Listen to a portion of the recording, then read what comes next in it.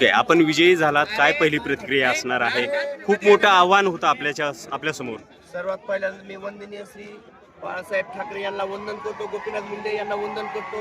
आणि हा विजय, हा पराभवाची गोष्ट होती. मला सर्व माझ्या कार्यकर्त्यांनी बळ दिलं, माझ्यावर प्रेम करणाऱ्या सर्व कामगारांनी बळ दिलं, त्यांचे आभार मानतो. त्यांनी जी सर्व कर्म करायची होती भरपूर बळ दिलं.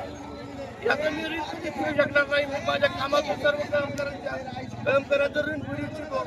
आणि मी जमिनीवरचा माणूस आणि जमिनीवर राहणार आहे. सन्माननीय शिवाजी अप्पा कापशी, अजितदादा पिंगळे यांनी मला भरपूर बळ दिलं. त्यांच्या बळामुळेच मी इथपर्यंत आलो. त्यांचे मी मतदारांनी मला मतदान करून मला भरघोस मतांनी निवडून दिलं. मी त्यांचं ऋण कधीच फेडू शकणार नाही. माझ्या कामाच्या बळातून ऋण फेडू शकतो. सुरुवातीपासून आपण समाजसेवेमध्ये अग्रेसर आहात, आता जबाबदारी मात्र वाढलेली आहे. 100% मी सर्वसामान्यांसाठीच काम करत राहणार आयुष्यभर. कारण माझ्या आजीचे आणि आई वडिलांचे संस्कारच आहेत माझ्याकडे सुखदुःख सांभाळणं. एवढंच बोलतो मी, थांबतो.